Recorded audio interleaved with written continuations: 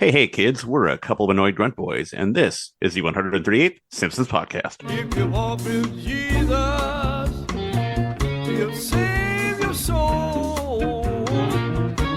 You gotta keep the devil down in the hole.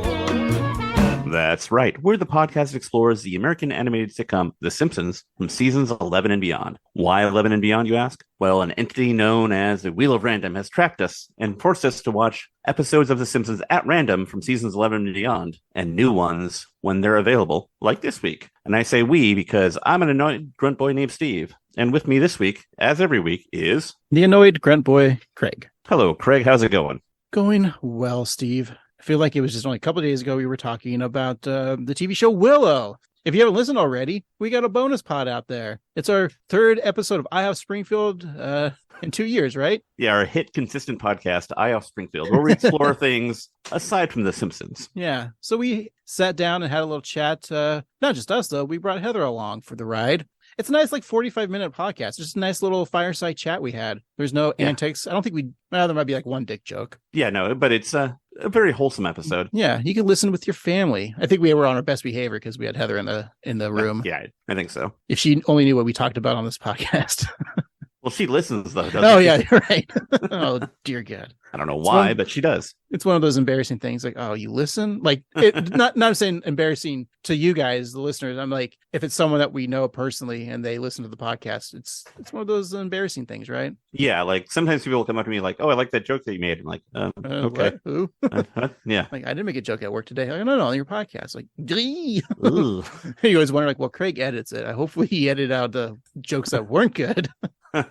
I keep all my funny jokes in. I take out all the Steve's funny jokes. Steve's actually the funniest one. Right, you just don't know it. It's all, if he lands a great joke, it's edited out, and then I steal it and repurpose it for the following week, and I'll say the same thing. Yeah, my voice actually sounds much better than this, because Craig tweaks it in editing. Yeah. Steve's real voice is more like a Patrick Warburton or a Dan Rather type, like a famous newscaster. Yeah, Kent Brockman. There you go. And my voice in real life is more high pitched and but I have to take it down. Yeah, you do like a reverse chipmunk situation. Hey, can I mention listener Timothy tweeted at us last week's episode. We talked about how the mattress tag joke, ripping the mattress tag off your mattress, is a hacky joke, and he tweeted at us that he said, the mattress tag joke was pretty old, even when I stuck one on my battle vest in 1990. So he shows us one of his vests from the 90s with he put this sewed on the mattress tag and with studs on it. Now that's a funny joke. It is, and I would love to be at a punk show and to see that. That's really funny. The mattress joke may be old, but that right there, Timothy gets it, and that's a Simpsons joke. He made a great Simpsons joke. Nelson would have I can't afford patches, so I ripped the mattress tag off my mattress and put it on my vest. And it shows how punk you really are. Yeah, I think that's very creative and very funny. And yeah, kudos to that. Very funny. Sport that. Bring that look back. Timothy, go to your current mattress and then rip it off and put it on one of your new jackets. You just look like a podcast sponsor, though, because so many mattresses are sponsored by... He's got a Lisa, not Lisa Simpson, Pat, but a Lisa bed and a Casper one. Just get a whole battle vest, Timothy, of mattress tags. There you go. Might be Unga Pachka there. Yeah, a little Unga Pachka. But Timothy, you're always awesome, and so thank you so much. Yeah. Besides Willow, I guess we could just get into The Simpsons, right? I don't know, Craig. I'm kind of thirsty. Didn't we promise something different this week? Yeah, I think we did, and I think something different we have. Because we're going to celebrate our 201st episode. That's right. And, getting into the 200s, that's a feat. That means you're pretty classy, I'd say. So what corner are we going into, Steve? Our favorite corner, the Simpsons Cocktail Corner. Afternoon delight,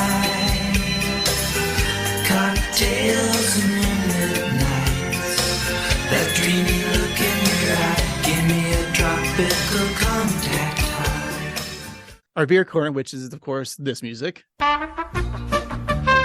And then we got the wine corner, which, of course, is this. Mm-hmm. Welcome to the wine corner. But now we got the cocktail corner with Kokomo. Lovely. I love it. I mean, I was thinking, what do we use? Well, the movie Cocktail. And when the number one song for that movie was Kokomo. So they even say cocktail. I'm sorry we didn't put it in the Aruba, Jamaica, Ooh, I Want to Take You. That's not the part that people listen to that song for. Not at all. They listen to this line. Afternoon delight,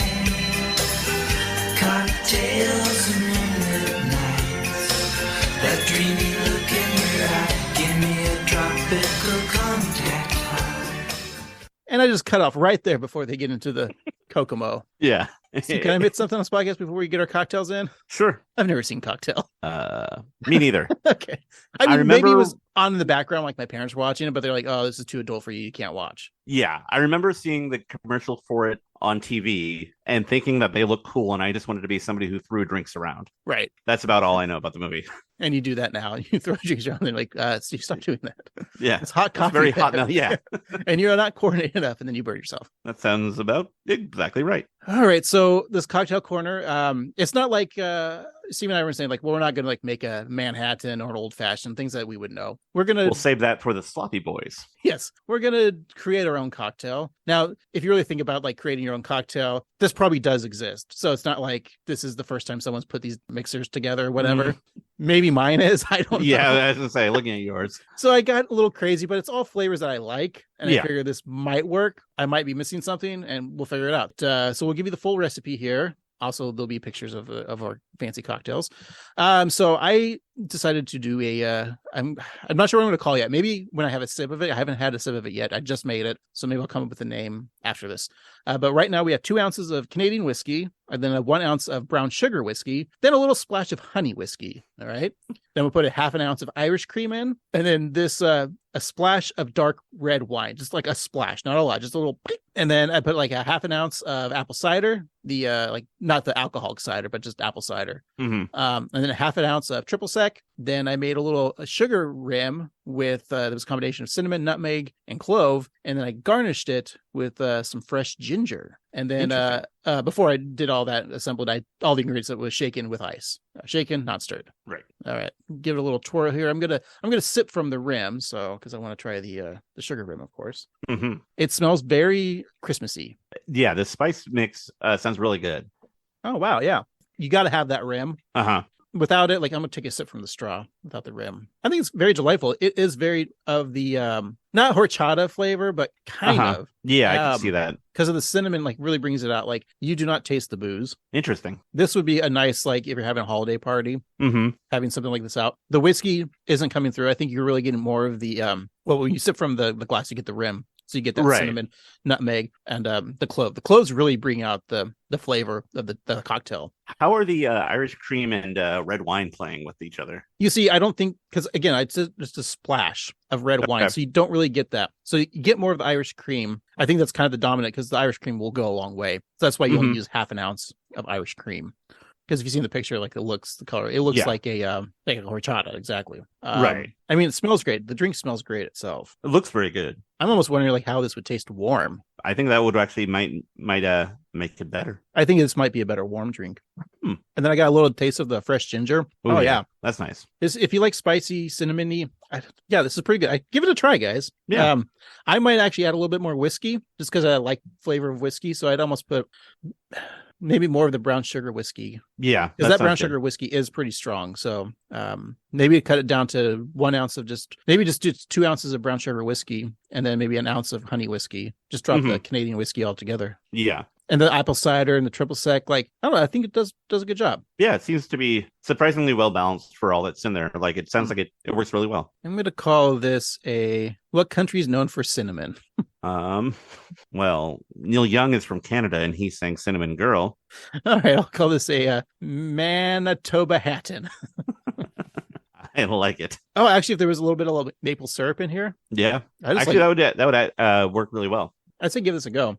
I mean, I don't get the red wine. I wonder if maybe if I put a little bit more in, or like maybe just some vermouth. That was what I was going for with like, I'm not going to put vermouth in. I'm just going to actually put an actual red wine. Mm-hmm.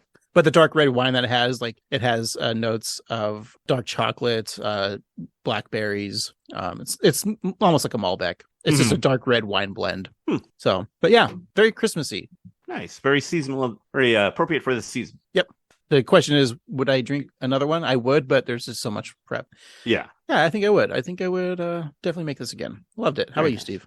Well, Craig, I like to associate my drinks with the episode. So we're going to call this one for no other reason. Call it the Pink Mohawk. So I have 6 ounces of Anchor brand ginger root beer. So it's a root beer with ginger added. I think you could probably use a ginger beer also, or just a root beer.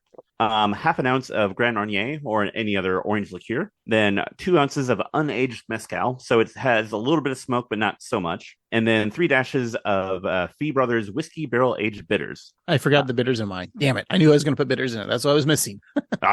This is served on the rocks in a glass, and in my rushing to make this, I forgot to add a garnish, but I would add maybe I think I'd add a lime or something. Did you do the old classic maraschino cherry too? Yeah, you can do that. So immediately when you smell it, you smell the ginger from the ginger root beer. Garnish with fresh ginger like I did. Oh yeah.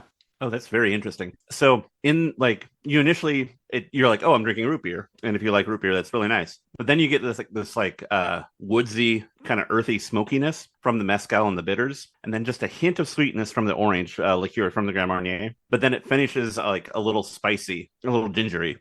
So I think it's good. I think it's maybe the levels could be a little bit more mezcal because it's a little not weak, but it could be boozier for my taste. But it does drink very easily. Yeah, I mean mine's very boozy, but it doesn't taste like you're drinking booze. It just tastes like horchata essentially. Actually, on a second sip, I got more of that mezcal, which is that's really good. Yeah, I think I like this. I would drink this again. Yeah, your drink sounds great. I would like a very adulty root beer. Yeah, and yours sounds amazing too. Perfect for the holidays. It's warming me up right now.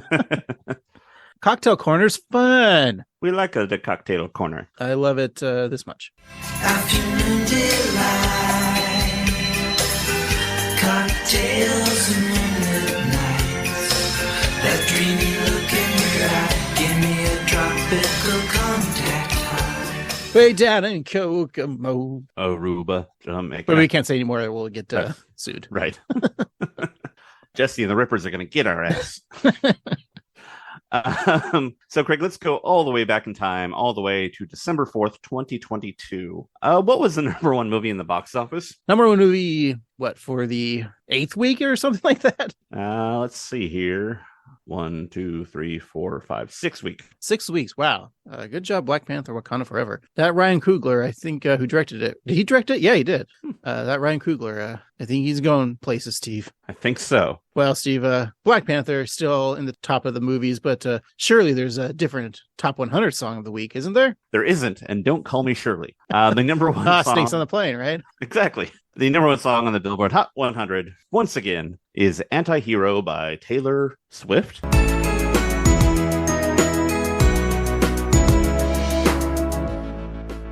God, it's so crazy. If you look at the charts of this last week, so she's still number one, but you still have Rich Flex by Drake and 21 Savage is coming up at number 2, and the number 3 is Unholy with Sam Smith and Kim Petras. And we played Unholy. We still haven't played Rich Flex.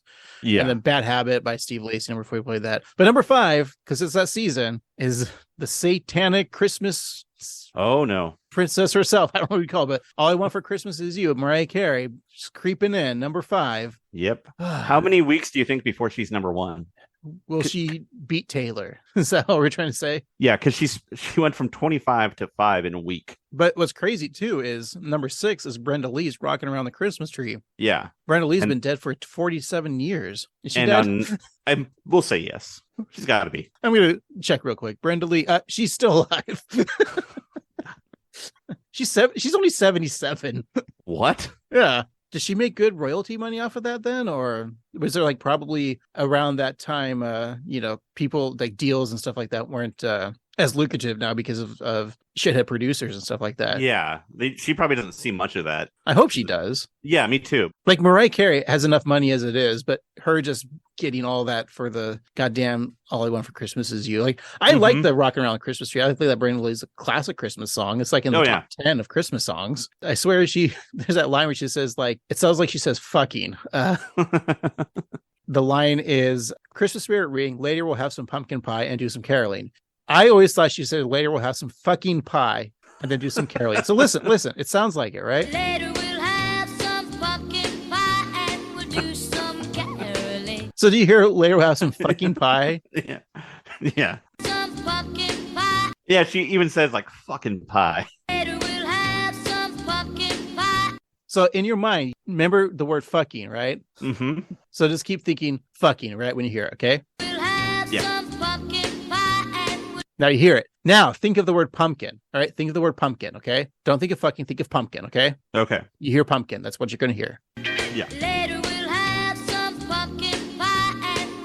Now, did you hear pumpkin? Yes, I did. Yeah, isn't it weird? Like, if you have your mind set to like fucking, you'll hear fucking. If you have your mind set to the word pumpkin, you'll hear pumpkin. You know, Craig, actually, I heard gold dress. But I heard blue dress. Okay, Weird. that's dumb. But yeah, so every time you hear, Some pumpkin pie and yeah, she just wants some fucking pie, guys. Yeah. Give Brenda Lee her fucking pie. Grab your slice of fucking pie and watch The Simpsons with us.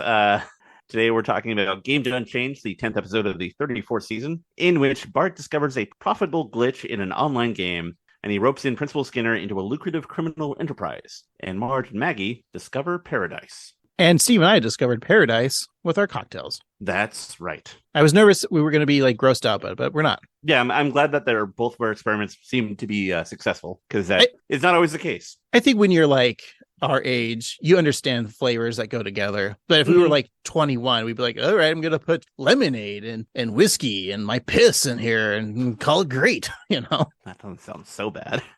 Take out the lemonade, sure, but Well, at first I put some milk, maybe some milk, then lemonade, and then probably around the corner, I'll put some fudge in it because that's where that's made. that's right.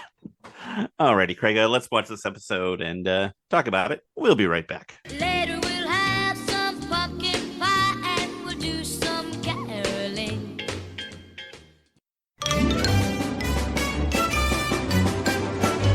And we're back. Today we're talking about Game Done Change, the 10th episode of the 34th season. It originally aired on December 4th, 2022. It is episode 738 in the show's run. Your nerd code is OABFO3. It was written by Ryan Koh, directed by Timothy Bailey, and your showrunners are Al Jean, Matt Selman, and Rob Lezebnik.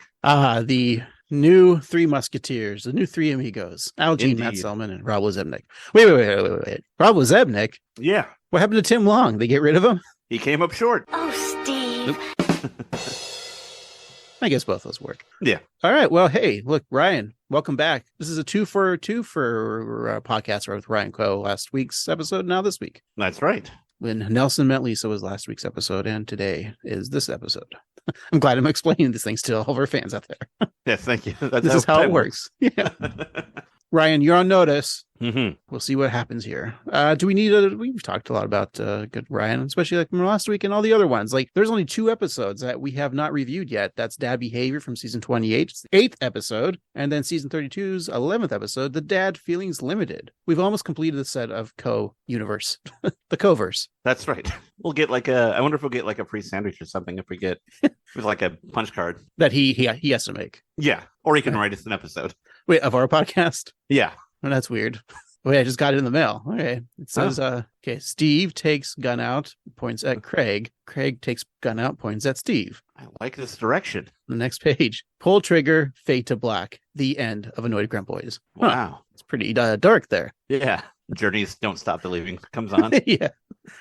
I would kill myself if that was the last song I heard. Oh, God. Yeah. Or I guess I'm already dead, so doesn't matter. Yeah. Play all the songs you want when we're dead. Yeah. But if I never hear that song the rest of my life, I'm okay. Did Sopranos ruin it, or was it karaoke that ruined it? I think it was Glee and karaoke before Sopranos did it. Oh, right, because Glee... So Sopranos did it, and it was fine. We still appreciated the song. And then Glee, like, wasn't that like the first episode of Glee? They did Don't Stop Believing, and then it was like a hit. Okay. And then, then everybody and their mom started doing it at karaoke. And then, Oh, man. It is the worst karaoke song ever. Yeah, I mean, your years as a KJ probably make it worse for you than it does for me. Yeah. But even as a passive bar patron who would go to a karaoke bar, it's awful. When that song would come on and be like, all right, I guess we're going outside for a smoke break, everyone.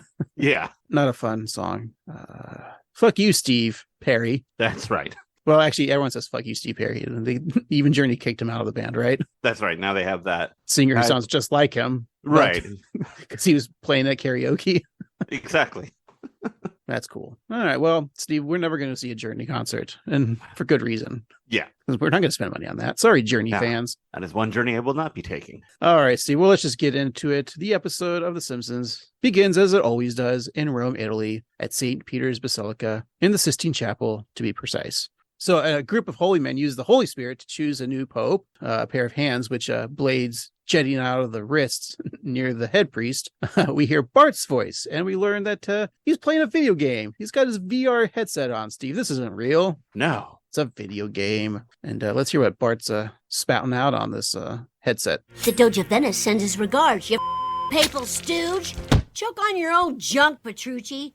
That'll teach you to exclude the ecumenical council, you papist lapdogs. Throat cut, head chop, taste it. Oh. Where did you learn to talk like that? Was it Selma? Honey, we're just worried that this bloody potty mouth game is turning your mind to...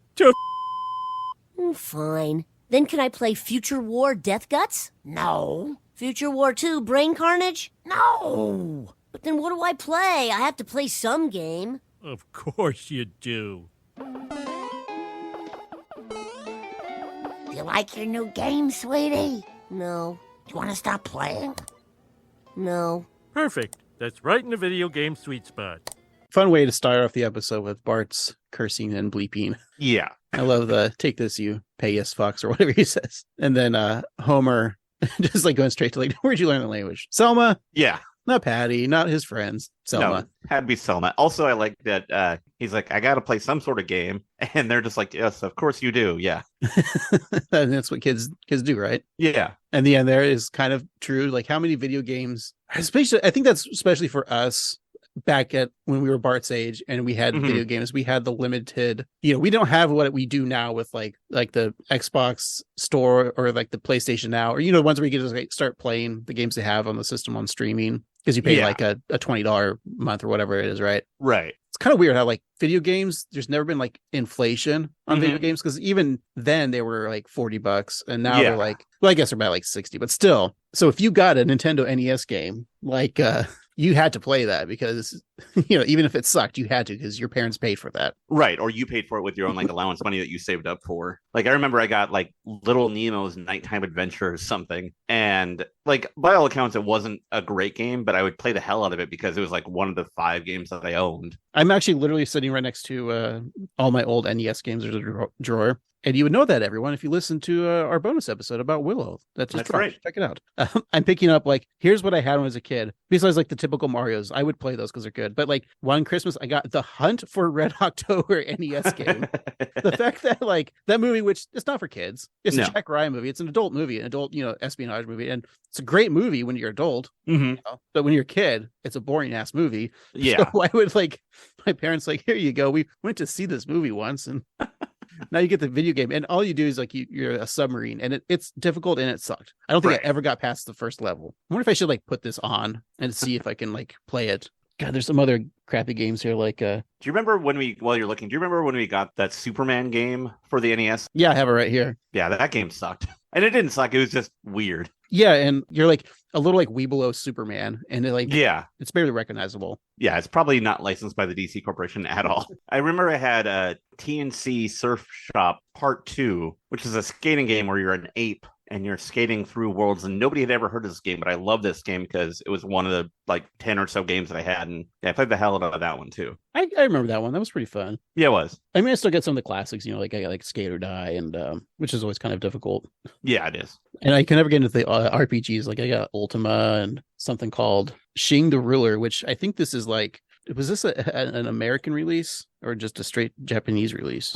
Yeah, because I think you're right. Yeah, because when we lived together, I think I bought like a bunch of NES games off like eBay. Yeah, like cheap. All we're trying to say is like Simpsons clip was funny. Yeah, it was. And so the game that Marge found for Bart to play on that old desktop, as we'll soon learn, is called Roblox, which is a parody of Roblox, which is an online game platform and game creation system developed by the Roblox Corporation that allows users to program games and play games created by other users. It's free to play, but there are in-game purchases through a virtual currency called Robux. And so there are over 164 million active users, most of them under 16. There are a lot of microtransactions and exploitive practices towards children. So I've never played Roblox. I'm not familiar with it, but it seems like something that isn't for me. No, I mean, it kind of goes in the same, is it in the same vein as like a Minecraft? Yeah, I think so. It's like a big open world that you build yourself. Kind of like the next evolution of like The Sims, but more world building. Yeah, Heather was telling me a story that when she used to work at GameStop, this was a couple of years ago, that like parents or grandparents would come in with their kids and, they would go, oh, do you want an actual like Roblox toys, right? And the kid's like, no, we just want the gift card for the currency, the money, the in-game currency. Yeah. So it's, it confuses like grandparents like, well, you don't want a toy, you want nothing. Like, right, you want here's $30 something on your TV screen. Yeah. Right. I'm going to give you a plastic card that can buy fake clothes or whatever. So it was interesting that she would see kids like they don't want that and they don't want the physical toys. I've always been kind of curious, like, are physical toys kind of obsolete for kids? Like, do kids even care about like action figures or even like Lego or, you know, Roblox, right? Yeah, that's Like, a really good question. I even saw at they have like Fortnite's a big video game that's free but don't you have to like buy you buy skins or something like that. There's even like Fortnite action figures. I'm like, well, what kids are gonna want a Fortnite toy? Like, even I think that was dumb. I'm always curious as to like what toys are. So every now and then when I'm grocery shopping at my local Kroger, I'll check out the toy section just to see what's there. And it always seems a little sad. And it could just be when I was a kid, there was like walls of like He-Man or G.I. Joes or whatever. Which there still are. Yeah, that's what I feel like it's almost for adults who collect toys because it's mostly wrestling action figures and like Marvel action figures from like 3 movies ago. You can finally get the Thor Dark World action figures. Exactly, yeah. You know what's really sad? And the Wasp. Yeah. Well, they do cater because at one point, like maybe like a year ago, I would see remasters of like the He-Man toys from the 80s. Mm-hmm. And then you would see re-releases of the Turtles. And then you would see the real Ghostbusters and then G.I. Joes, but all like re-releases. And we want that because our generation is nostalgic generation. So you pick those up and I bought those real Ghostbuster action figures because like, this is my childhood, you know? Mm-hmm. Hey, The Simpsons. Let's go back to that. Alrighty. So Marge tells Bart that she found the Roblox game in an online mods group, stating that it's an online world where you can learn to help, share, and get virtual stickers for celebrating differences. Marge then comments that it's suitable for all ages, so she's allowing Maggie to play as well. She goes to set up Maggie's game, but before she can, Maggie takes the tablet and starts playing with ease. And I kind of feel like, for me at least, the trope of toddlers instantly knowing technology has just at this point become fact. So it's not funny anymore. Because it used to be like the joke is like, oh, I don't know how to use my cell phone, but the baby knows how to do it. But now I feel like that's so commonplace that it's no longer funny. I guess I didn't read that scene as like they're making a joke about that. I guess Maybe but Marge not. has always been kind of aloof to everything. So That's true. I mean, not aloof, but like everything amazes her. I mean, for God's sakes, man, like she just thinks potatoes are neat. So Yeah. I take that as like, yeah, kids know everything. I just think it's kind of interesting before we, get into it that I never thought of using a tablet, how Marge does with Maggie, is a way to communicate well with a toddler that can't speak. It's true. Yeah. So it's very really kind of fascinating. interesting. Yeah. Yeah. I mean, I know there's ways that if you go online and look up like dogs or pets, I think it's like dogs where you can talk to them. Like The there's people little that set up buttons? the buttons and stuff like that. Yeah. It's really amazing. So I'm kind of intrigued by this. Yeah. Steve. I've been wanting to get those buttons for my cat. Yeah, I was gonna say let's make a baby and then try to see if we can learn from the baby. Okay. I just think it might said, take us a little while to make a baby. hey, didn't that happen in the movie Junior? Yeah, it did. Wasn't it like Danny DeVito had sex with Arnold Schwarzenegger. Yeah. Yeah. And they had a baby. It's the twin sequel. Exactly. You never saw Junior. I didn't either. I don't even know if I saw Twins. Whoa, you never saw Twins? No, I didn't see Twins. It's an Ivan Reitman classic. So I guess Junior is too. But I don't think that is regarded as a classic compared to Twins, though. That's the lesser of them. Yeah. I mean, Ivan Reitman had a few misses. Mm-hmm. Haven't we canceled Ivan Reitman now because of allegations that Anna Faris made about him? I think so. And isn't his son not great either? No, Oh, you're wait, thinking of Max Landis. That's what I'm thinking of. Yeah. That's John right. Landis, who I think isn't both of Landis's dickheads. I don't know. Yeah, I think so. But you know whose son probably is the worst son? Who's that? Homer's. That's true. The Simpsons. Oh, yeah, The Simpsons. So Milhouse takes his turn to play the game, right? He's perfected his avatar to look just like him, with the bushy eyebrows being the cherry on the top of a hunk sundae. Oh. His character's nose keeps changing. Bart blames the old computer, wondering why the flat screen is so thick. Is it also a microwave? I think it's interesting that they're using this old-timey computer Yeah. with no explanation. It's like you only play Roblox on an old-timey computer. That doesn't make... Or Maggie plays it on a tablet. I don't get the joke here. Yeah, it Where is does this kind of computer confusing come from? as to why Bart couldn't just play it on like a laptop or something. He's got a VR headset, for Christ's sake. Well, they put that away so he wouldn't play the other games. Oh, that's right. So maybe that's why they do it. Is so Oh, they that's brought- like the only game on that console or on that old desktop. So they just So that's all I could do with it. pulled it out from the basement, probably. Yeah, Must be a deleted scene. probably. We'll have to wait 35 years for them to release the 75-minute deleted scenes. That's right. with John Candy and Smoking a hot dog and eating a eating at the cigarette. same time. Yeah.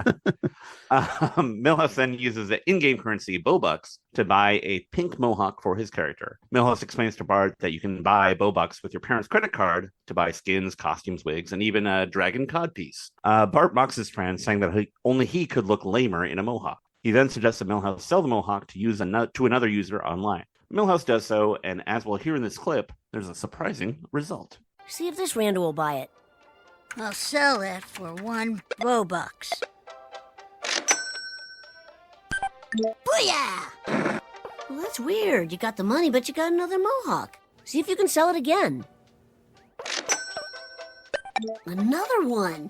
Whoa, it's like printing money. It's probably because we're playing on this crappy old computer. Don't they have these same old Colecos in the school computer lab? They're even older and more crappy. Then that glitch is gonna make us rich. All we need to do is round up a bunch of nerds.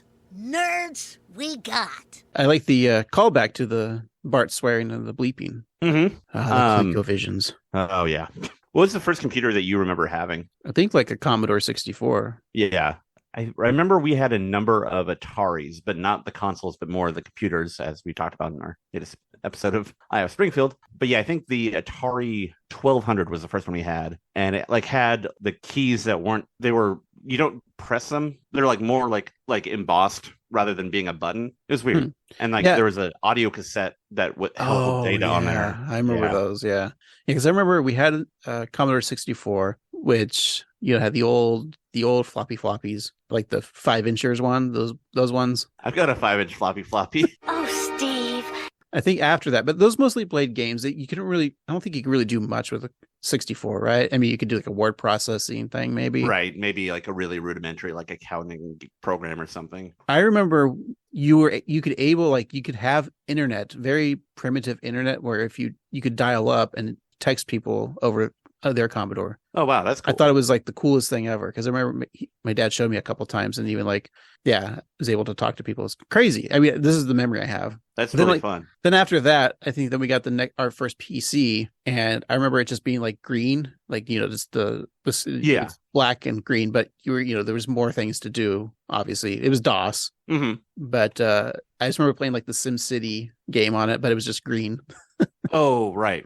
Yeah. Black screen with green lines. Yeah. And then we finally upgraded to like a full color computer in like the 90s. Mm-hmm. A lot of memories of those. Like finally getting like Windows 95 was amazing. Yeah. Like I remember when we got our like compact.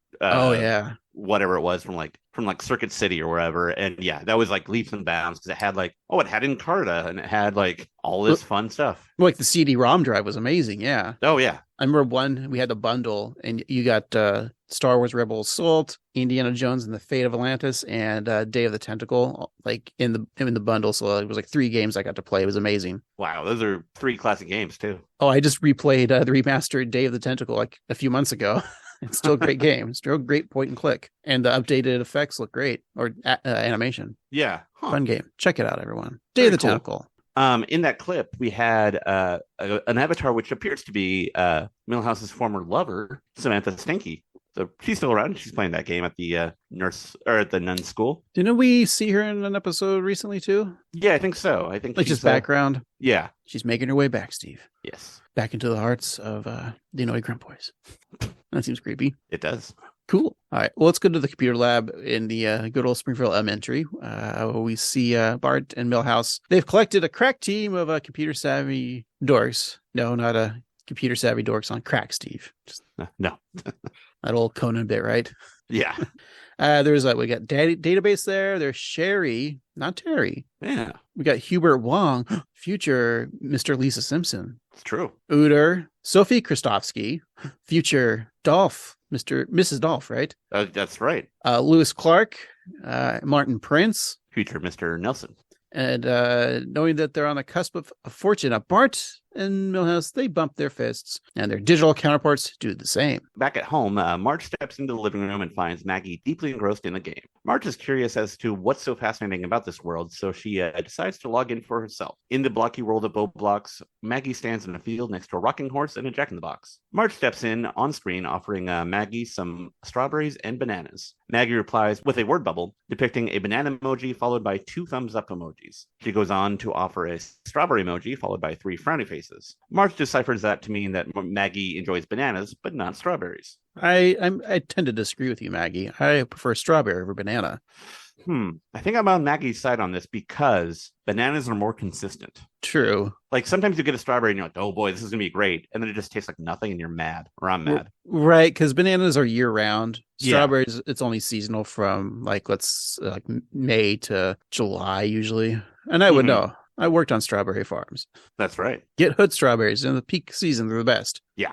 When a strawberry's good, it hits really good. But unity is all what we're all about, Steve, right? That's why That's right. strawberry banana is a great combo. I love that combo. I've been making a lot of smoothies lately, you know, the old kale and spinach. Yeah. And I've been using like strawberry bananas. And I think now my favorite is a peanut butter and jelly smoothie. Mm-hmm. So it's just, a mixed berries, just a tablespoon of peanut butter. That's all you need. That's all you need because it's so powerful. And then, mix it with Greek yogurt and oat milk and then kale and some spinach. Oh, it just tastes like a liquid peanut butter and jelly sandwich. Yeah, that sounds wonderful. I love a smoothie, especially a strawberry banana smoothie. Maybe when Lisa Jr. grows up. She'll learn to like it. Yeah. But Marge is kind of happy though, right? To realize her daughter's fruit presents. And she kind of is even happier realizing that she can finally communicate with her daughter because they're talking with like tiny pictures. And we said, this is like cool. Yeah. Like, this is how babies can communicate. Or you just wait, 2 years and then they'll start talking and they'll never shut up. Sure. So actually don't teach your kids how to communicate with you because the first couple of years, yes, it's crying and changing diapers, but from all accounts right here, those are the best years because then they start having personalities and being an individual. It sucks. Yeah, that sounds awful. Yeah. What if you only taught them how to speak with the tablet like this, and you never actually taught them to speak? But then you'd have to be silent yourself, right? Probably, because, they'd probably learn by proxy. So that's a good point. Well, I guess maybe you could teach them ASL, that'd be good. Yeah. I think there are cases of that where you can teach toddlers or before they start speaking, you teach them ASL and it kind of gives them a heads up because that way they know it and they know how to communicate before they can even speak. So that's kind of a cool thing. Yeah. And then like toilet train them right after you get home from the hospital, just like put them on the toilet. Mm-hmm. That's what I think. Just put them in a toilet, let them live there for a couple years. Sure. Then you don't have to worry about diapers. That's right. Let's throw some food in there every now and then. They'll figure it out. Yeah. I'd be a great parent. Anyway, so she then asks Maggie to say something else. And then Maggie displays a broccoli floret with 2 thumbs down, saying that she hates, the broccoli there. So Marge is elated to finally have this conversation with Maggie. So she thanks the entity known as, no, not the Wheel of Random, but the Screen of Time, or Screen Time for this gift. The Screen of Time. Screen of Time sounds like the Wheel of Random's brother. The maybe Screen of Time. Maybe the Screen of Time will be our new gimmick that makes us watch something for Eye Off Springfield. There we go. Because we have to do it quickly because it's still people are still talking about it. At least 2 years to listen to it before we drop the 4th episode of Eye Off Springfield. Right. Getting time there for the reboot of Succession. Yeah. Back at Springfield Elementary, Principal Skinner steps into his office to find Superintendent Gary Chalmers looking out the window waiting for him. Chalmers informs Skinner that his school test scores have made the paper. He goes on to say that the Chinese press is using the scores as proof of the decline of the American educational system. He then holds up a newspaper with the translated headline, "They Know Nothing," showing a photo of Ralph on the chalkboard using a hot dog to write 7 to solve the equation 4 + 2. And because I am wont to do, I went ahead and translated that from English to simplified Chinese, and the writing that they used on the paper is in fact accurate. It does say they know nothing. I thought you were saying I went to check a calculator to see if 4 + 2 is 7. It's not. It did though. On my phone, it's written in mustard. It says 7. Could be because I had a hot dog earlier though. I think that's a lie, Steve. You didn't have a hot dog earlier. I didn't, but now I want one. It's not baseball season. You can't have hot dogs unless it's baseball season. What sort of horrible person made up that rule? I did. I'm gonna have a hot dog anytime I want. Have you ever had like a hot dog at a hockey game? I feel like I have. Yeah, I have. I think usually I just get beer. Yeah, usually it's just beer, but every now and then. Yeah, why isn't there the third inning or third period stretch in hockey where they're like, take me out to the arena where I get drunk and hit fans? Because they're hosers. That's it. I'll think of the third period stretch. Buy me some Tim Hortons and a hot Beer. dog. Yeah, and a Molson's Ice. Molson's Ice. Hey, we've never done Canadian beers. That's true. I do like a Molson's or a Labatt's Blue. There's something special about a Canadian lager. It's very crisp, very clean. I like them. Yeah, like I don't get like grossed out when I if I have like a Budweiser or a Coors, I'm like, ugh. All right. Like you just have to like keep chugging it until like it tastes like nothing, which doesn't take too long. But right. I did have I think I did buy a 12-pack. I forget what brand it was. It was like Moose Knuckle or Moosehead Canadian lager. I don't think it was Moose Knuckle, but probably not. But it was good. I liked it. Yeah. I love a Canadian lager. All right. Well, you know what else I love, Steve? Is water fountain pipes. Who doesn't love a good pipe? Well, Skinner, because he blames all the lead for those in the water for those pipes, right? Gary feels that everything is always lead with Seymour, and that his school is a train wreck. So Chalmers wants results, and he demands a PowerPoint presentation on the following Monday. And then Skinner's like, he'll have it done by Sunday day. Gary's like, tells him not to like ruin his weekend. So Seymour takes to his computer where he discovers there's a bit of a lag. Oh no. Strange, the download rate is 87 megabytes per second. We're paying for 91. Better check the router. Why aren't you students in class? We're playing Oregon Trail and no one's having a good time. I don't see any oxen with dysentery. Millhouse, what's really going on here? We found a video game glitch that makes money, and now Bart is the boss of a lucrative criminal enterprise. You want strawberries or Nutella? A crepe station? Simpson, you are staring down the barrel of a harshly worded email to your parents that I will follow up on. Seymour, walk with me. Well, you do need 9,000 more steps. I'm going to be straight with you. We're printing money. Yes, I saw Hubert's Rolex fidget spinner. Now, I know you'd never take any sketchy cash for yourself, but what if we gave this train wreck of a school a piece of the action? I wish people would stop calling this school a train wreck. So beginning clip, I like when you said they're paying for 87, or there's only 87 megabytes, and then they only pay for 91. That's a pretty slow router, Steve. Yeah, what are modern routers? I never know what those numbers actually mean. I know what they mean, but like I never know what's good in modern era. Let's do something that's really boring for listeners out there, but you can test your internet speed right now. Steve, grab your smart device. Got it. Just go to Google and type in test internet speed. And then you hit the little button. There'll be a little button right there on Google that says test speed. And you hit the button and then let it do its thing for a couple seconds. And then we'll share our results. All right, and fans, you do the same. Yeah, let us know how fast your internet is. Don't worry, we'll edit the seconds out here that it takes, so it'll be instantaneous. Right. Steve, let us know how fast he is. 43.5 megabytes per second. What? That seems pretty slow, doesn't it? It says 43.5 megabytes per second with a 10 megabytes per second upload. It says your internet connection is fast. Oh, okay. So the number on the left, the Mbps download, how fast was that? 43. Just 43.5. Yeah. I have 323.0, and then my Mbps upload is 15.8. I have very fast internet. We do pay for the highest amount of internet speed. So yeah, because it's telling me that it's fast, but if it's, you say no. Well, I don't know. I don't know shit about this. It's just that then it doesn't mean that the 87 is decent for Skinner then? Not in a school though. You'd think. Oh, that's true. I don't know though. But also I live in a house with three other people, so it could be laggy on our end too. Sorry, I'm just sitting here waiting for Steve's response. His internet's so slow. I don't know. I'm sorry to judge your internet speed, Steve. It's okay. I know that's wrong of me and insensitive. It's not about the speed. It's about the end result. No one talks about it in the internet showers, the internet locker rooms. Oh, man, that guy is so slow. It took him 4 days to download an episode of Scrubs. We all see you wearing your internet shorts in the showers. You don't want to take them off. I'm embarrassed. I always thought it was weird. The boys' locker room was like the coach's office was kind of always facing the showers. That is weird. Yeah. Well, we're not showering in high school's locker rooms anymore, Steve. That's right. I haven't done it for months.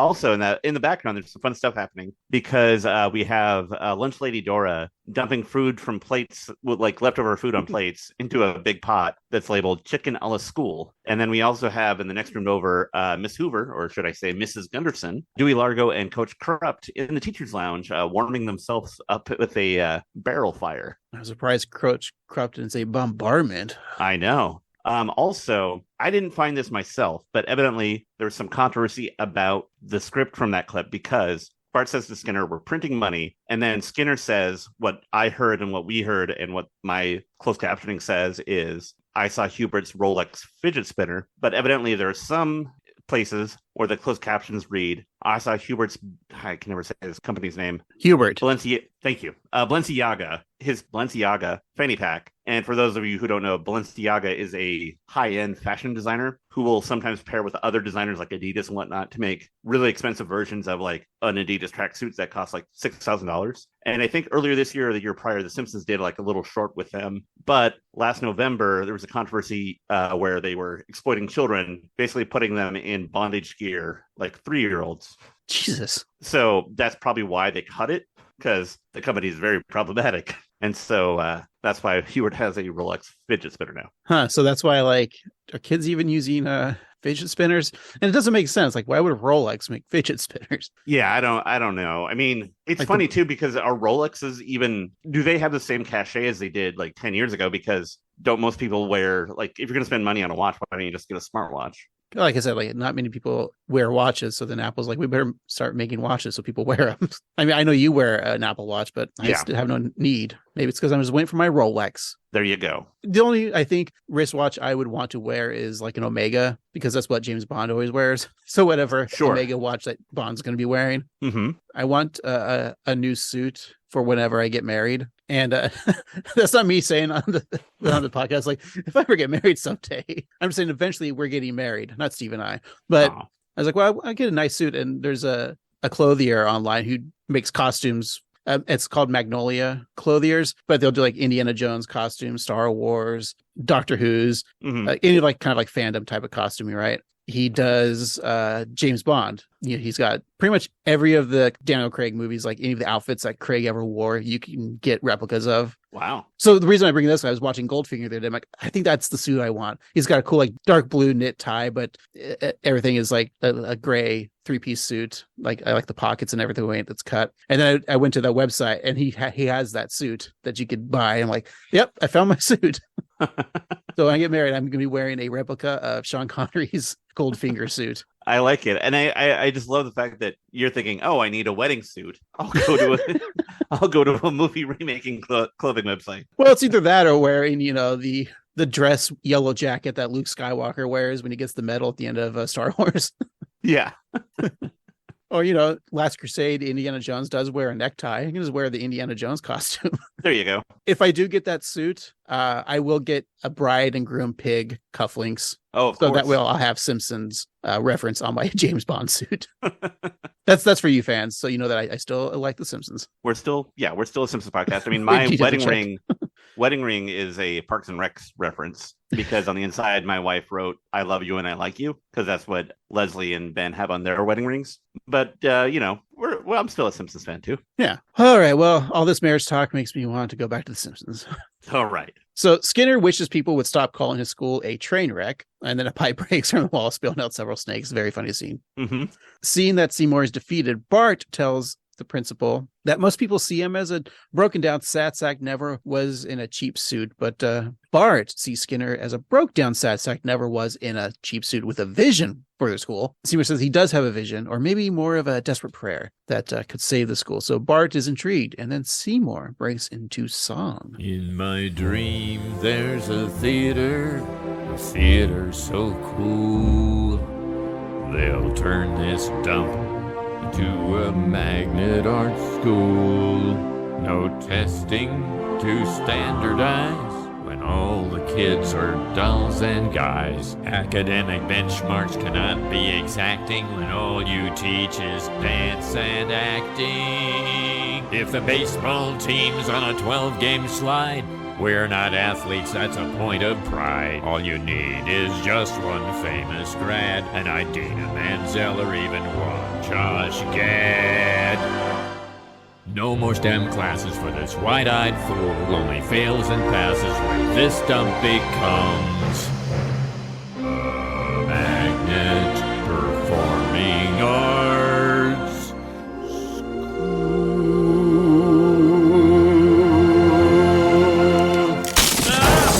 Wow, a lot of fun references to shows in that clip there. It's true. What do we got, Greg? Well, we got Kearney as Daddy Warbucks and Lisa as Annie from the play Annie. We got We got Jimbo, Dolph, and No, it's GIF, Steve. Sorry, we got Gimbo, Jimbo, Dolph, and Kearney. God damn it, Jimbo, Dolph, and Shrio Terry in Guys and Dolls. They're just a bunch of crazy guys and dolls. Looks like Nelson is in Cats. Let me see. Yep, the butthole's there. Okay, good to know. Sure, Martin appreciates that. Speaking of, Database and Martin are starring in The Lion King. And there's Lewis Clark is playing in Hamilton. Yeah. Do elementary schools put on Hamilton? Are they allowed to? I don't think so, because it is fairly... I mean, there's some profanity in there. It's also a very long play. Yeah, and Lin-Manuel is very litigious. He'll sue your ass. Yeah, what a dick he is. And what a dick he's got. Oh, yeah. I'm Talk about the heights. He's a delight. Like he'll be on like podcasts every once in a while. I always like him. Great energy, that kid. Yeah, he's always genuinely excited about things. Yeah. Like I think he could be like the next generation's Weird Al, maybe. Like not in like the work that he does necessarily, but the way that people perceive him. Like he just seems like a genuinely likable guy. Down to earth kind of dude. Yeah. And then we have Janny and Ralph. Ralph again playing Josh Gad in Frozen. And Martin as Peter Pan, which is interesting because, usually that goes to a female roles, Peter Pan. That's true.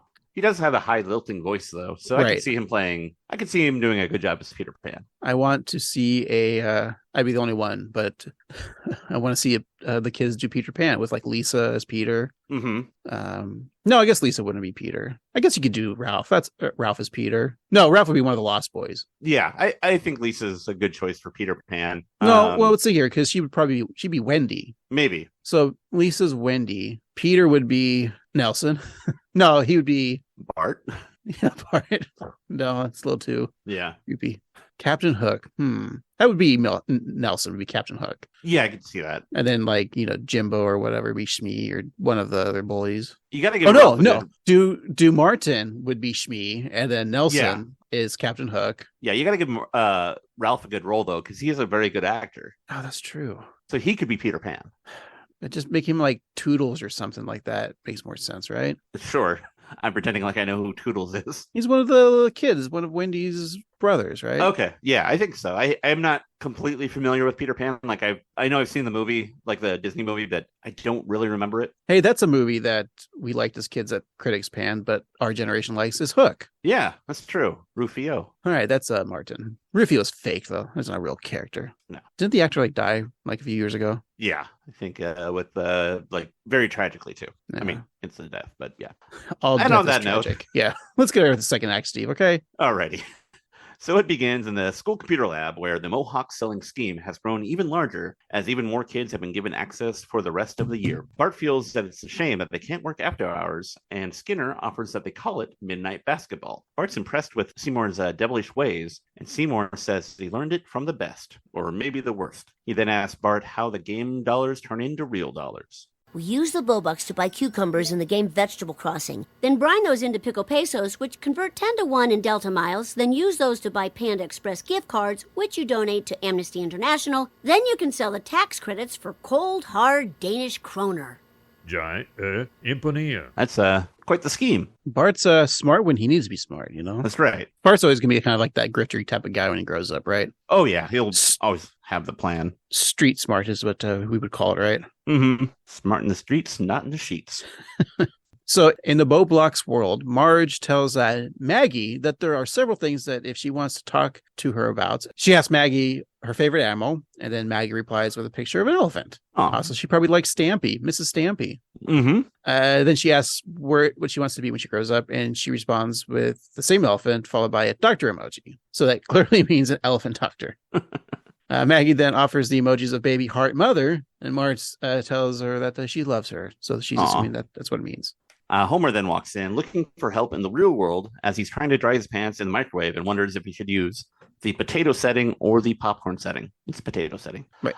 Marge tells Homer that Maggie just said, "I love you." And Maggie never thought she'd hear it in a massive multiplayer online role-playing game, but she'll never forget it. Homer's excited by this revelation, and back at Springfield Elementary, renovations are underway. Wait, in this game Maggie can talk? There's so many things I wanted to ask a baby. Why do you make eye contact when you poop? Do you remember when I lost you at Home Depot? Where do faces go during peekaboo? Maggie Heart Donut Man? But I'm Donut Man! She loves me. She loves me! One of my 3 kids loves me! Stupid! Out of school! We're going to have gum-proof floors, acoustics that make second graders sound like 6th graders, and the ceiling's going to be so high our resident opera ghoul won't bump his head on the rafters. Ouch! Seymour, where on earth did you find the money for this? Look at the parent donation thermometer. Well, the thermometer doesn't lie. So I thought Maggie, I Heart Donut Man. I thought she liked donuts and Ned Flanders. It looks like Flanders, not Homer. It does, yeah. Maybe that's what she was trying to say. Yeah.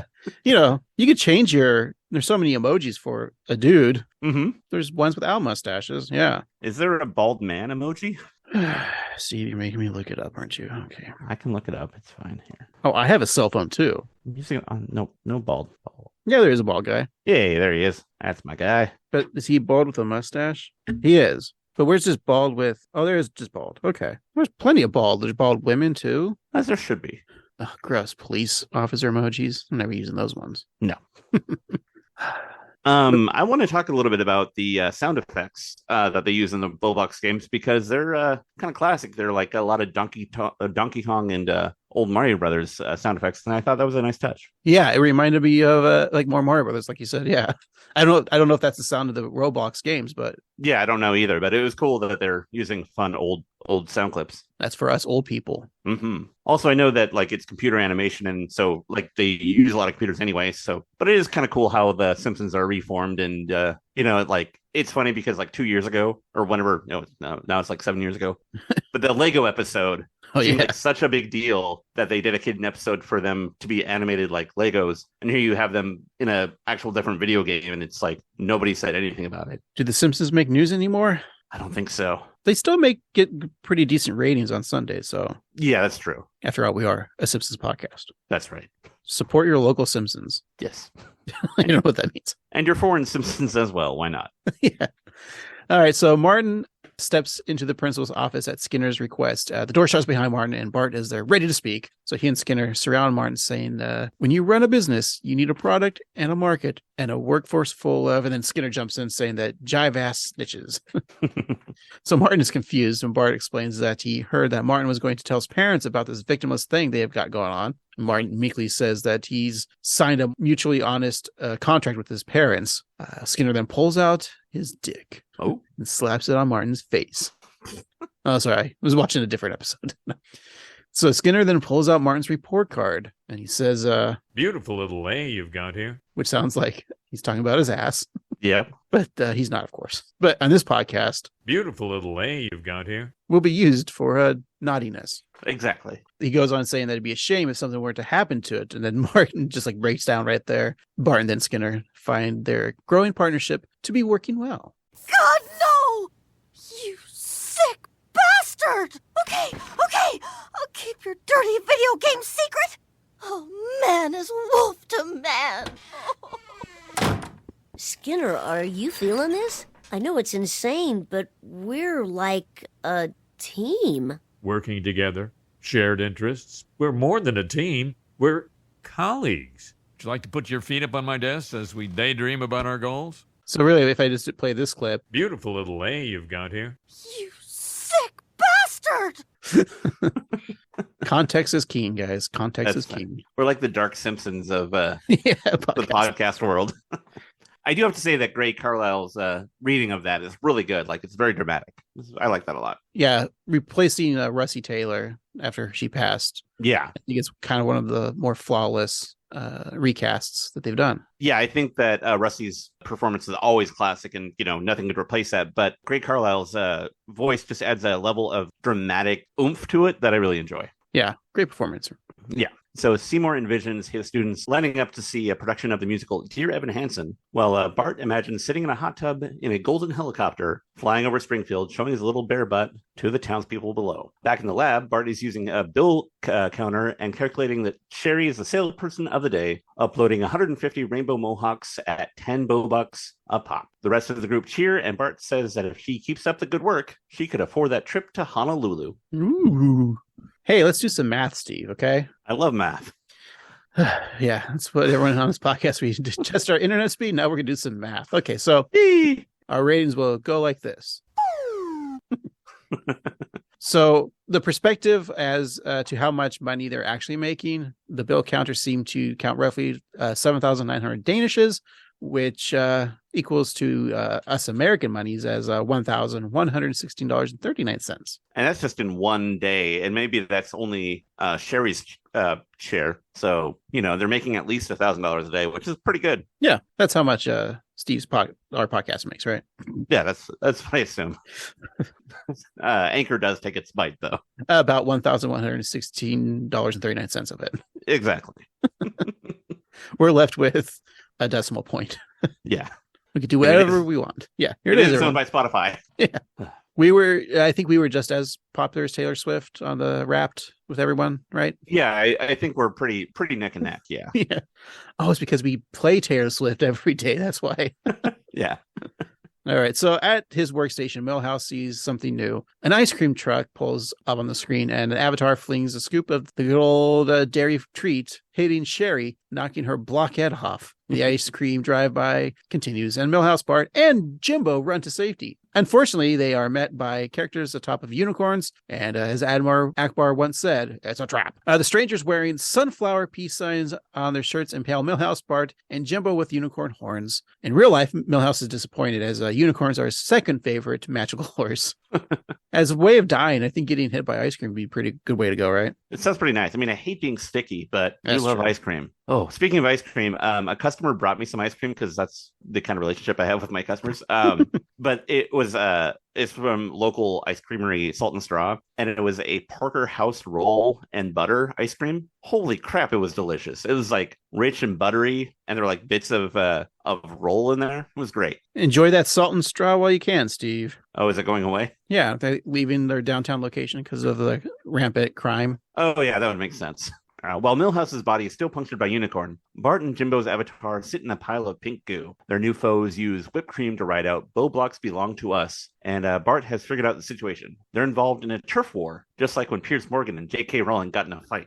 That was also a turf war. Groundskeeper Willie and a Scottish crew use their Highland skills to build the stage, while Bart rushes into Warren Skinner about their new competition. Seymour wonders who it is, and Bart suggests that the Sunflower Gang's IP address belongs to some place called Limitless Frontier Horizons. Seymour is familiar with the Montessori school. Bart and Seymour head to the Limitless Frontier Horizons, the School for Progress, which offers a Martin Luther King Jr. classroom, a Harriet Tubman classroom, a Mahatma Gandhi classroom, all of which are fairly modest, followed by a giant garish building, which is the David Geffen Center for Social Justice. Bart and Seymour check out the grounds before visiting the head of the school, who has crossed out the PRINCI of their nameplate, leaving only Pal from Prince Pal.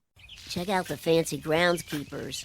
Those aren't groundskeepers, they're parent volunteers. Pay for tuition, then work for free. What a racket. Good morning, Principal Skinner. Hello, kids calling you Sandra. Maybe you're not aware of this, but some of your students have been interfering with some of my kids' independent study project. Oh, I'd love to help, but our curriculum is student-led. So if their passion is the monetization of coding errors, it's part of our core belief system that I support them. That's progressive school mumbo-jumbo for screw you. You can't tell me you want war with us. Well, can't is a word we don't use here. We also don't say don't. We just can't. Are you even in charge? No! I just send out emails trying to convince parents there's a plan to all this. Oh, please come to our silent auction next week. One of our dads is Drake. He'll MC, but not perform. Drake has kids? One or two. Good old Tress, right? Always so good. Yeah. Hey, they had a Mahatma Gandhi classroom, right? Mm-hmm. Haven't we canceled him already? We should have, yeah. Like all of these people we thought were great, like now learning about Gandhi was, sexist, racist. So he wasn't really a good dude. Yeah, I mean, I think in general, what the good lesson from that is like, don't idolize people, idolize actions. Because, yeah, it's just not good. So since he's dead, can we just cancel Ben Kingsley? Yeah, or I think so. Mahatma Gandhi's actions? Okay. Yeah. Sorry, Ben, you're on notice. I'm sorry, Sir Ben. Harriet's still good. Mm-hmm. When are they going to put her on the $20 bill? Or is she on it yet? She's not, because dipshit Trump put a stop to it, and then they never really did anything with it. But oh, that's right. And it's still just Peter Jackson, right? I mean, Yeah. Andrew Jackson. Why do we have a New Zealand filmmaker on our $20 bill? that would be pretty cool. It's a $20 bill, but told over three-hour monetary transactions. Yeah, who Peter else Jackson $20 bill would just be $21 bills. Yeah. We have David Geffen. That's funny. But also, isn't he canceled now? I mean, that's kind of the joke, though, is because he got the big garish building. Right. Thanks for explaining jokes. I'm dumb. Sorry. And like the rest of them were small because those are good people. Yeah, David Geffen has a lot of money and he probably donated it, but he also made Nirvana famous. So there's that. A lot of people famous. Yeah. Wasn't Beck on Geffen Records? He was. Yeah. Tiny Tim, was he on Geffen? Briefly. Oh, isn't Mother Teresa also a piece of shit now? We learned that she... Yeah, she is. Okay, cool. Who else it was supposed to be good that we hate? Obviously Bill Cosby. I haven't heard. What? Oh, yeah, it's fine. You can keep watching and listening to his records. Love that Cosby Mysteries. I mean, Helen Keller was a jerk, but I mean, that's kind of justifiable. Kevin Sorbo. Our greatest minds of our time. Yeah. I saw Hercules, The New Adventures, and I was like, that's the guy to idolize. Disappointed. All right. Just then, the young girl playing the blocks speaks up and she excuses Sandra, who compliments the girl, Truth Ann, on her tower. So Truth Ann, played by actress, singer, writer, director, and model Monsi Hernandez, shows Bart and Skinner what she's created. So she grabs her chicken and goes to the computer lab. So she states the students, known as curiosity seekers, have been told since day one that they can succeed at any time they set their mind to. She feels that their unearned, unbreakable confidence can't be beat. That's right. So Bart offers a compromise, saying that she can take gumdrop fields and teddy bear bouncy rooms, while Bart and his crew keep the penguin fun and the mushroom castles. Truth Ann agrees to their arrangement, but behind closed doors, Skinner is less agreeable, and that whole paragraph sounds like gibberish. What the hell are you doing? What? We had to make a deal. With only half the money, there's no revolving stage, no flying wire harness system. Good luck doing Angels in America. We can't go to war with these psychos. Their self-esteem is off the charts. Take the deal. So, fellow lifelong learners, do we have an understanding? Yes, we have an understanding. Understand this. When you come at the king, you best not miss. You're going to quote The Wire to me. My dad directed 3 episodes in the Dockyard season. That season was slow. And also, this is war. Steve, have you watched The Wire yet? No. Me either. Haven't seen The Wire? Oh my God, you got to see The Wire. Should we do a Wire podcast? Yeah, call it On the Wire. And then we can judge those 3 episodes that her dad directed. Yeah, I'm sure it's a great show. It's just there's too much stuff. I'm tired. But I think it is on my bucket list of TV shows. I think I eventually need to understand The Wire.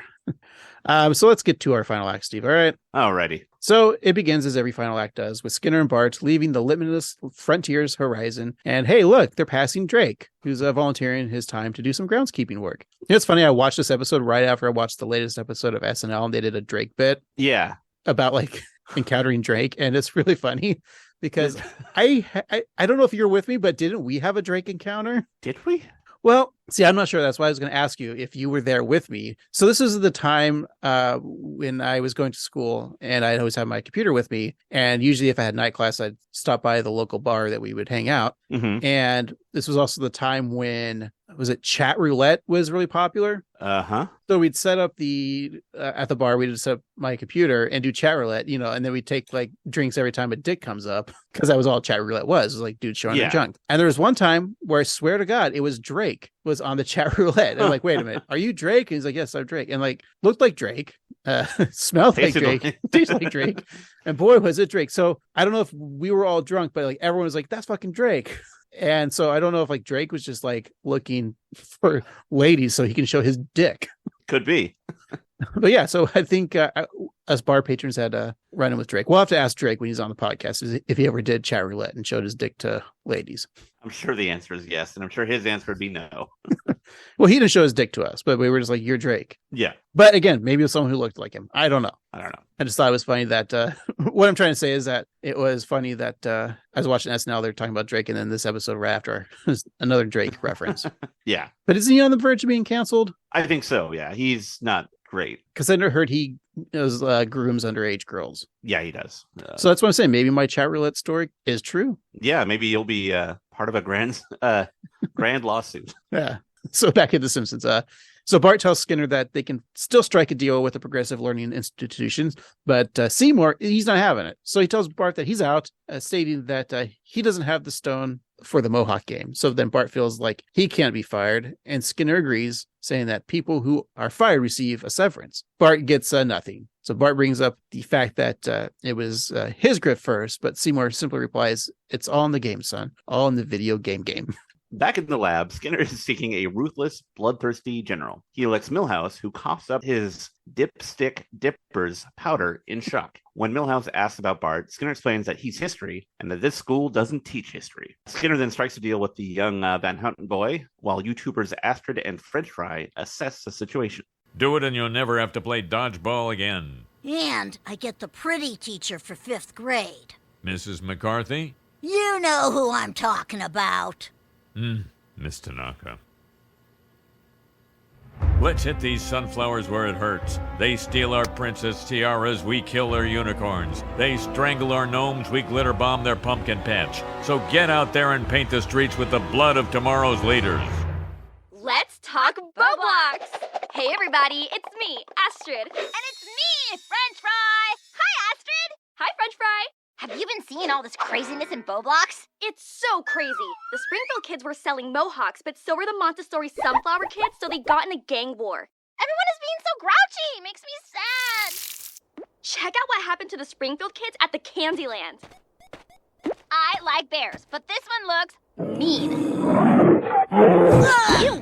He was mean. You are always right about bears. Don't ever rip me in half, French Fry. I would never, Astrid. So this little girl's name is Astrid. And Ryan Koh wrote this episode, and he also wrote on episodes of The Office. And remember when Jan had her kid and she named her Astrid? Yeah. Did Ryan Koh put this Astrid in as a reference to The Office, or is it just because Astrid's popular name? And did The Office brought the name Astrid back out of because out of The retirement? Office is old enough now that couples could have their baby named after Astrid because they want to be just like Michael or just like Jan. And now that child is playing Roblox because they're old enough now. You know who's not going to ask that question to Ryan Koh? The Office ladies. That's right. We would ask him. Absolutely. I don't know if he wrote those episodes that involved Astrid, but he worked on The Office. Maybe he slipped that in there. Slip it in the old Astrid, as I say. That's the French Fry. All right. All right. So speaking of French Fry, so her and Astrid continued the vlog with an online fashion show, complimenting Nelson on his vest and calling for a cutie alert. Oh, Nelson's got some admirers, right? Just then, one of the sunflower kids breaks a candy cane in half and repeatedly stabs Nelson, leaving 2 holes in his body. Astrid states that stabbing is for jerks, and French Fry comments that the Springfield gang is getting wiped out. They then ponder why candy canes are only for Christmas. It's a good point. Why don't they have candy canes around, right? Makes sense to me. And like during this time of year, like there's more than just the peppermint because they shell out all those other flavors. Like you could have because they now make like Skittles and Jolly Rancher. And I even saw that like going around the internet as kind of a meme. There's a Caesar salad flavored candy cane. So just anchovy paste. Mixed with sugar. Okay. Hint of Parmesan. Nice. Yum, yum. So they invite their subscribers to offer their theories. Of course, no racist stuff, you guys. That's right. Meanwhile, Homer, Maggie, and Marge have recreated their house in Roblox. Maggie says star saxophone, inquiring where Lisa is, which I thought was fun. Mm-hmm. And just then, Lisa rides up on a narwhal saying that while they've been playing, the lawn has overgrown, Bart has bought a Lexus, and she had to go to her own parent-teacher conference. It turns out that she's a joy in class and might need glasses. I'm dumb. At first, when I saw that scene, like I thought, oh, Maggie thinks that Lisa's a rock star because she plays the saxophone, but then I realized she's referencing her hair. I'm dumb. I like that, though. That makes sense, too.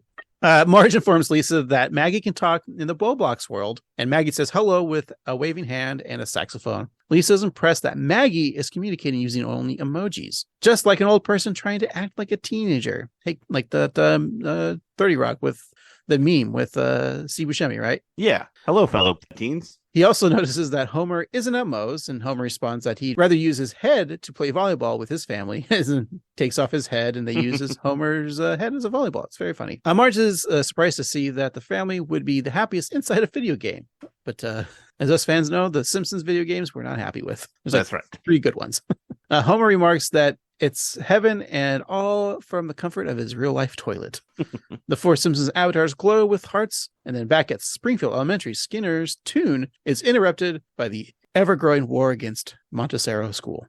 My dream of a theater has turned out so cool. The moment has come for my magnet performing arts school. We're getting butchered everywhere. Good God. What about our revenue stream? They've taken it all. I'm gonna show these kids something they have no idea exists. The real world. Ah, stupid Skinner. I'm done trying to make money out of nothing. I'm going all in on NFTs. Oh, no, Bart, don't do it. No. Didn't you learn anything from that person last week who lost all that money from NFTs? What's great about that sentence is that we can use it at any time. Right. People will constantly be losing money from NFTs. So Bart then receives a text from Milhouse, which states, Skinner's going to do something bad. What are we going to do? Milhouse is stunned to learn that Bart replies with an apathetic face emoji. As the Sunflower Kids work on an outdoor mural that states that kids can do anything, the shadow of a bulldozer looms over their artwork. Skinner, behind the wheel, tramples through their community wasabi garden, shouting, Art School. He heads towards the computer lab, leading Truth Ann to wonder, what kind of nurturing is this? I kind of like the message that they're saying here is life's gonna suck. This is the yeah, it's true. You can't do anything with your life, kids. Everything's going to be awful no matter what. Yeah. So before Seymour can demolish the free-thinking school, Bart skates in front of the bulldozer. He tries to talk sense into his rival-turned-colleague, but Skinner's adamant. So they took Daddy's money, he states, as he revs the construction equipment, and I'm the daddy. Truth Ann is confused as to what is happening, saying they are in uncharted school territory. Then Bart pleads with Skinner. I've spent the best years of your life trying to drive you insane, and now I don't want that. This isn't you. You're not a psycho. You're lame, like unfrosted cornflakes. But I want to be Lucky Charms. It's okay. Cornflakes is a surprisingly good cereal. But crushing this kombucha academy, that'll ruin your life. And being partners with you has made me realize you're a human being. No, I'm not. You are. Walk away. But I already rented the costumes for Suzical. It was never meant to be. But Josh Gad? Josh Gad is not real. He never was. Right. Of course he's not. I like the sense that Bart's talking to Skinner. It's very friendly of him. And the line about the cornflakes is surprisingly good without sugar. It's true. I mean, bowl after bowl of cornflakes, it's great. It's caused me to stop masturbating. So it's goal achieved.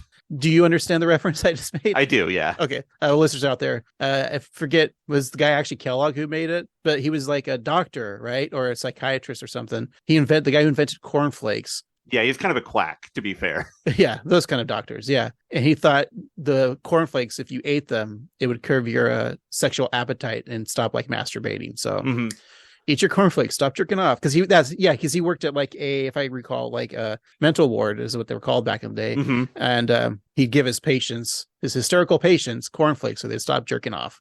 You can check out the documentary Road to Wellville starring Dana Carvey. Is that what it was about? Yeah. Also, it's not a documentary. Yeah, is that like a mid-90s movie? Yeah, it's got Anthony Hopkins and Matthew Broderick and Bridget Fonda and John Cusack, and it's all about that, about like the wellness trends of the turn of the century, and creating cornflakes to stop jerking off. I remember hearing about that movie, but I've never seen it. I don't know that that's the main theme of it, but it's definitely part of the movie, and it's the only thing that I associate with that movie. That, and it was like Dana Carvey's like attempt at being a dramatic.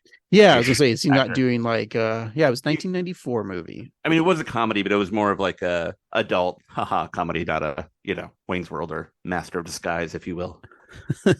His magnum PI, his magnum opus. Road to Wellville on Rotten Tomatoes, 18 reviews. The tomato meter for the reviews is only 39%, whereas the audience score with the 5,000 plus is 44. So below average movie. I guess I don't need to see it. You're probably fine. Another fun thing is graham crackers were also created to distract the body from playing God's amusement park.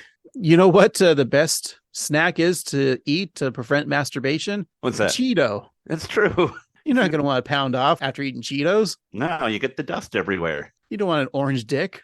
America had an orange dick for 4 years and we got rid of him. Yeah, it was awful. And did we get rid of him? I don't know yet. No, we didn't. He'll be back. Yeah. Just more content for us on this podcast. Oh, boy. All right. So Bart and Skinner ride their bulldozer off into the sunset, and Sandra feels like this could be a teachable moment. Maybe the bulldozer is an Anglo-Saxon privilege, but then Truth Ann fires Sandra, who is relieved. So Bart invites Skinner to Krusty Burger for a shake and for Skinner to share his stupid dreams that'll never happen. Skinner states that he's done living in a fantasy world since a fantasy world is no place to live. It's a poignant line, Steve. That's right. And speaking of a fantasy world, back at 742 Evergreen Terrace, Ned brings in the newspaper that has been piling up on the porch of the Simpsons household. He peeks in for a looky-loo and finds the family bathed in blue light. Homer, with his straggly beard, stares at a tablet. Lisa, eating corn straight from the can, has her eyes glued to the screen. Marge is in the same state, entranced by the game. Even little Maggie, with a bloated diaper, probably full of shit and piss, frantically plays Blowbox. Ned gently sets the newspapers down and backs out of the house, frightened. And that's our episode. Greg, why don't we take a break? We can finish up our discussion of Game Done Changed. If you want. Cool.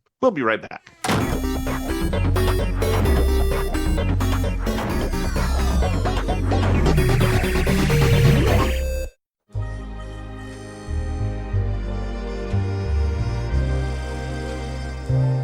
Alrighty, Craig, we're back, and let's wrap up our discussion of Game Done Changed. We'll talk about the things that made us laugh, the MVJ, what we thought of the episode in general, what we're watching next week. But before we do all that, let me give you a gift. It's gift-giving season this time of year, and so I want to impart to you a gift from this episode. And, I know you're a bit of an animal lover. You love your squirrels. You love, animals of all ilk. And I noticed that Truth Ann has a chicken, so I am going to give you Truth Ann's cock.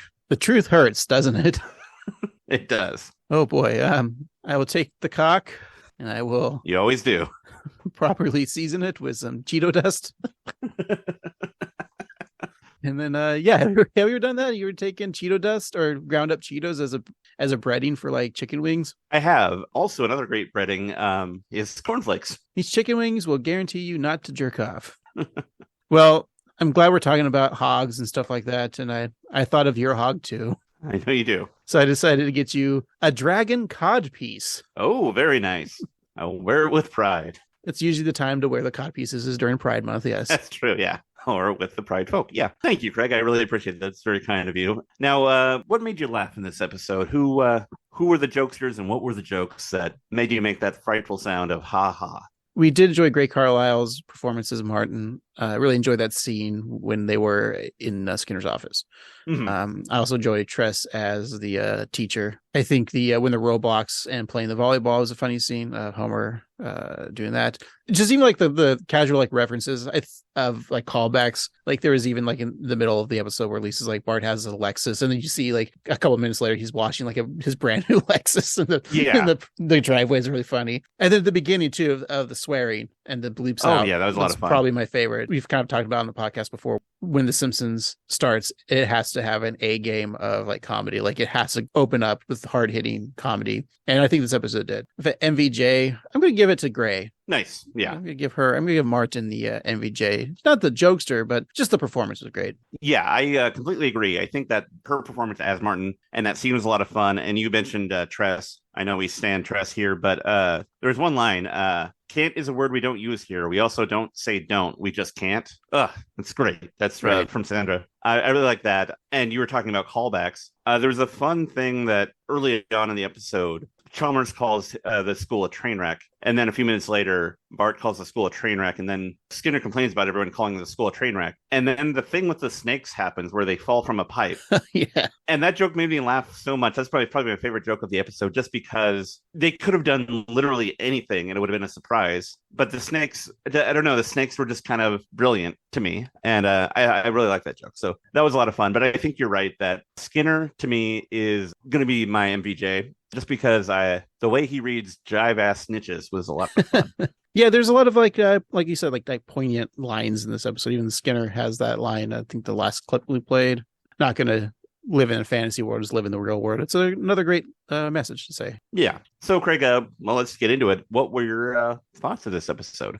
I thoroughly enjoyed the structure of this episode. I think that the Roblox thing wasn't overly gimmicky. Mm-hmm. I think it taught me about Roblox. I like the idea of like I said in the podcast, like the idea of communicating with children. Marge elated with herself that like she can talk to Maggie. It's cool. The storyline of Bart and Skinner teaming up, and there's very much like a Sting type parody, I guess, an homage in a way to this episode because they are grifting, and it's interesting. I just rewatched the Sting too, so it's like there's kind of like Sting elements into it. Like we said that there's some fun lessons learned.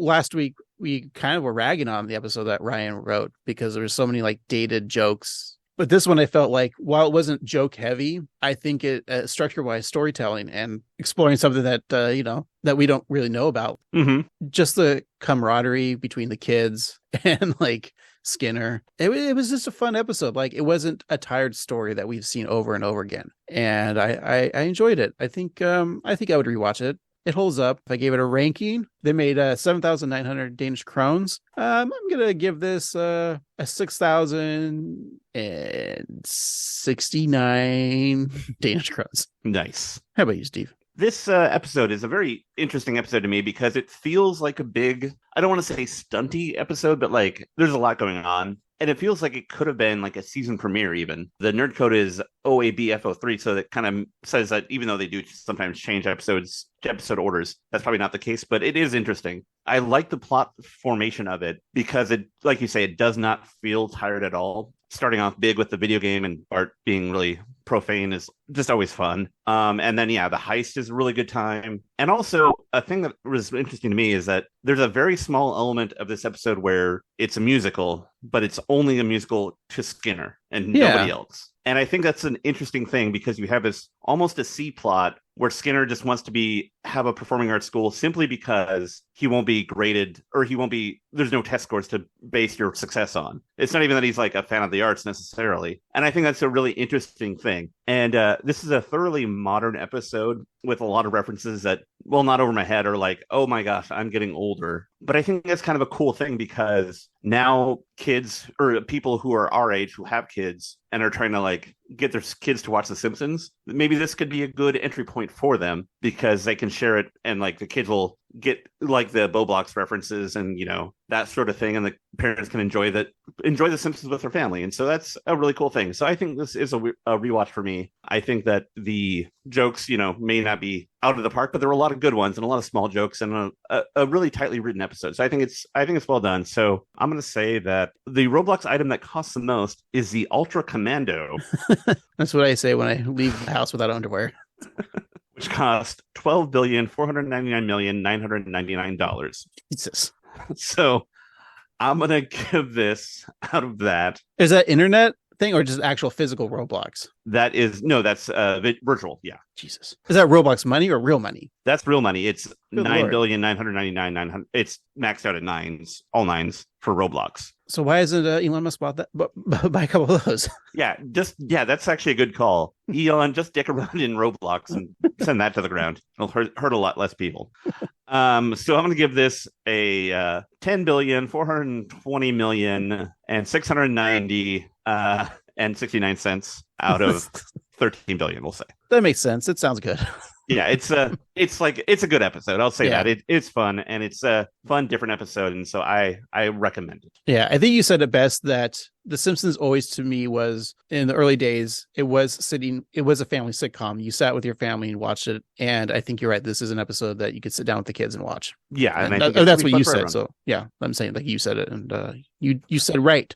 Thank you. I appreciate that. And fans, we hope that you say right. But let's talk about what we're going to watch next week, Craig. All right. If you can guess the title of the episode from Blind, we are free of the wheel of random and the screen of time, and we'll no longer have to do this podcast. So what do you got for me, Craig? Well, we're getting close to the Christmas season, so it's got to be a Christmas episode. I'm going to go with a mowed down country Cajun Christmas extravaganza.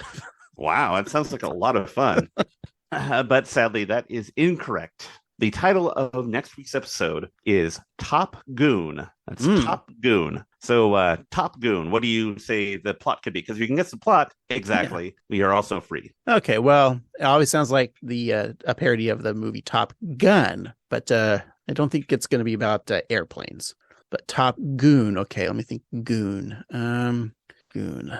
Well, there is, in hockey terms, the enforcers are known as Goon, which is also a movie with Sean William Scott, that movie Goon. There was also Goon 2. Now, saying that out loud sounds funny, but I remember watching the first Goon. It was good. You know how like TV shows now and everything has to be fan servicey and like not gimmicky, but fan service. And so one of the most popular episodes, of course, is Lisa on Ice. So I think we're getting a spiritual sequel, if not to Lisa on Ice. I think we're going back to the kids playing hockey, and Lisa now is the enforcer for the hockey team. She's the goon. You wouldn't see Lisa being like beating up on people, right? Oh, no. So I think that'd be interesting. So she's the top goon. That's what it is. Lisa is and Bart's on the other team and beats up Bart. And then Bart, of course, is embarrassed because his baby sister beat him up on the ice. So they're just going to rehash Lisa on Ice. And the B story is Marge and Homer go to a couple spa retreat where Homer gets a happy ending and Marge is mad. That sounds like an episode I'd watch. And the B plot is exactly right. Yes. No, actually, you're kind of close, actually. It is a hockey episode. Ooh, nice. The synopsis that I have from the Simpsons Wiki and the Simpsons Fandom Wiki: when Coach Mo recruits the world's greatest brawlers to teach Nelson the art of hockey goonery, Simpsons fans are enraged by a second hockey episode in 35 years. We're enraged. Yeah, evidently. It's a Nelson hockey episode. So he's the top goon. Yeah. Guess that makes more sense.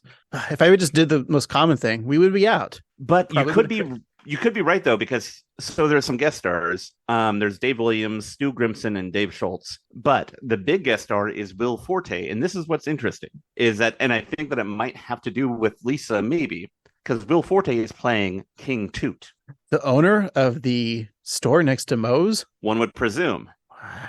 And so that's interesting because that's something that, as far as I know, they've never discussed King Toot as a person. I mean, there was like the guy working at the store when he had to get the saxophone engraved. Right, and the saxophone reed. But wasn't that like Raphael, probably? Yeah. But this is the King Toot. Oh, I'm excited for this. I actually am. In Arizona. I love a Will Forte. Yeah. And I love hockey. This is hockey season, so I've been watching all my Seattle Kraken games. There you go. How are they doing? Doing well. They're in second in their division. They have, at this point, a 99.3% chance to be in the playoffs. Wow, that's great. I just made up that figure right now. Still, it's great. Yeah, they're a great team. They're fun to watch. Watch the Kraken, guys, every day on your TV. There's hockey. Yeah. And hey, also listen to us every day on your favorite podcatching app and let us know how we're doing. You can reach us on whatever flaming socials there are left, be it Facebook, Instagram, or Twitter at 138simpsons. And you could email us at 138simpsons@gmail.com. Or if you want to not use your fingies, use your mouth. Use your mouth on us. That's all we're asking. Go to your podcatching app and then go through the show notes there, and it says leave a message. You press that little button and you can use your voice and let us know how you feel about things. That's right. And hey, if you want, you can go to your favorite podcatching app and leave us 5 stars or the equivalent. But you don't have to write a real review. You can just tell us your theory on why candy canes are only for Christmas. But post your theories, but no racist stuff, you guys. And hey, get some merch. It's the holiday season. Gift giving. Everyone wants a penis can kill shirt. I misheard that. What did you hear? I heard penis is kill. That's our new shirt now. Yeah, get it at tpublic.com/user/annoyed-gruntboys. That's right. Thank you so much for listening. And for this week, I've been Annoyed Grunt Boy Steve. And I have been Annoyed Grunt Boy Craig. Choke on your own junk, Pertucci. And Josh Gad's not real. He never was.